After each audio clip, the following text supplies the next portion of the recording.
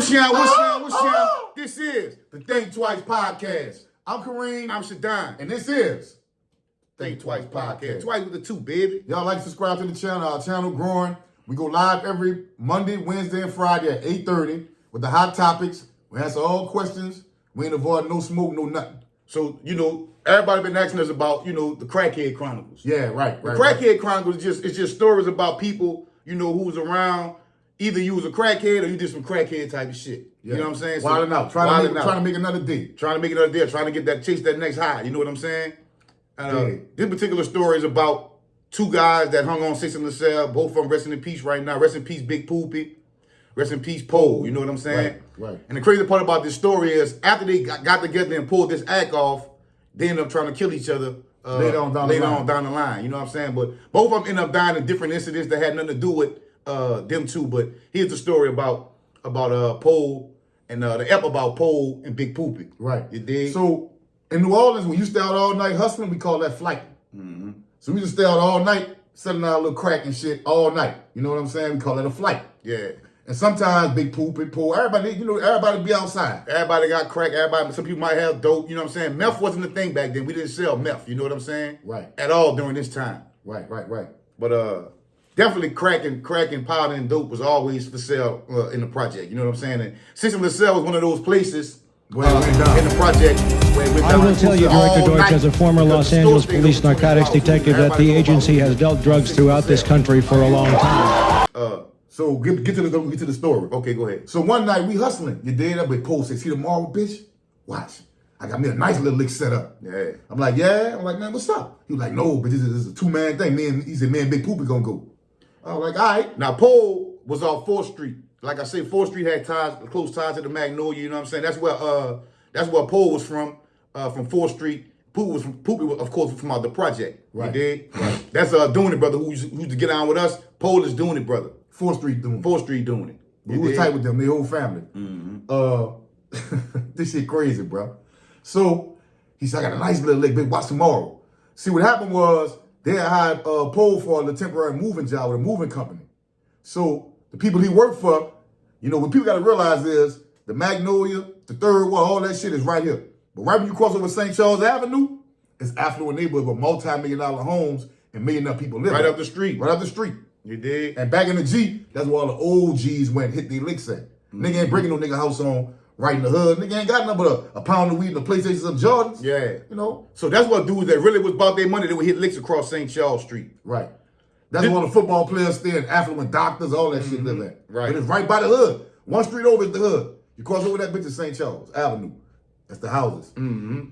So I guess a block before St. Charles and a block after St. Charles moving back, those were the affluent neighborhoods. You know what I'm saying? It was affluent houses and people that owned shit in New Orleans. That's where they lived at. Right. Affluent neighborhoods. So it was a Saturday, you know what I'm saying? We out there Saturday, you know what I'm saying? Now this Saturday morning after the Friday, we didn't flight it.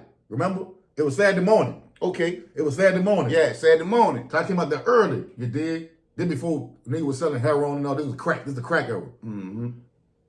That boy sitting on the post, we was smoking a blunt. That boy said, I'll be back. Like, where you about to go, bitch? He said, I'll be back. He started walking up 6th Street. Him and Poopy started walking up 6th Street. We thought they were going somewhere, hit a lake, going to somebody's house or something. Mm-hmm. Nah. So it's this evening time now. They ain't came back yet. You know what I'm saying? Like, damn, that nigga Pole pull up with a big ass moving truck. Him and Poopy in that big ass moving truck. They stunting too. Big Poopy had a big ass cigar. Yeah, they smoking stunting. that bitch. You know what I'm saying? Booted up, looking like the big shot man and shit.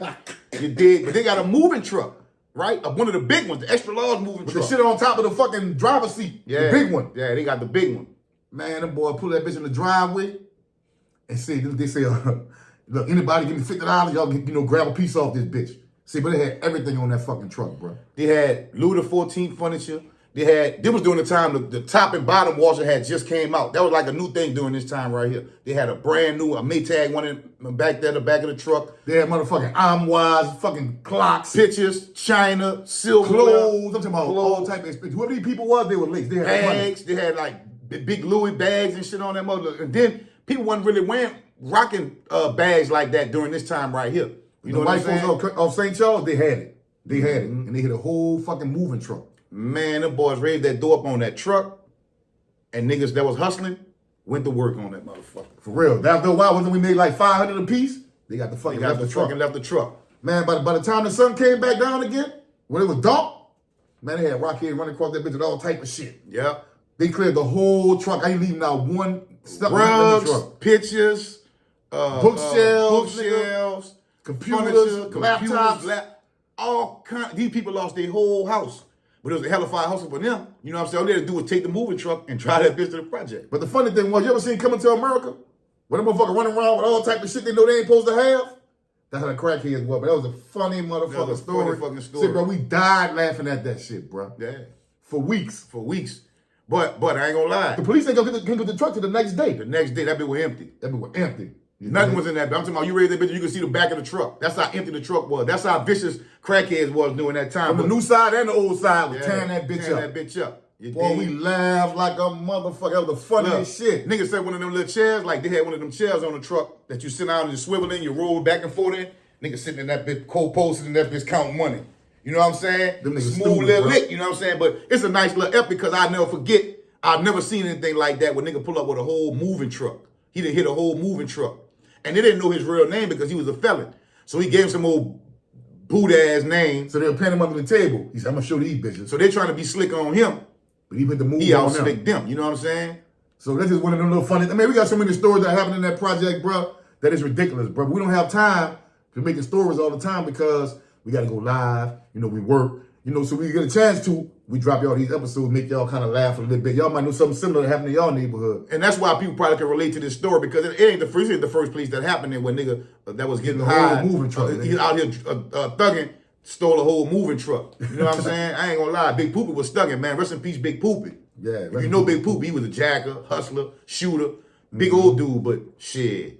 Rest in peace to him, you know what I'm saying? But that's just a short story, you know what I'm saying? We ran with y'all about a crackhead up, you know what I'm saying? I wouldn't necessarily call them crackheads, because none of them really was crackheads like that, but that type of shit crackheads do. niggas that get loaded pull crackhead type of moves, and both of them was drugging at the time, you know what I'm saying? And they came back repping and talking shit and made their money. And Stunting too. The whole hood came up off of that, right? The whole hood came up, dog. One moving truck. Yep.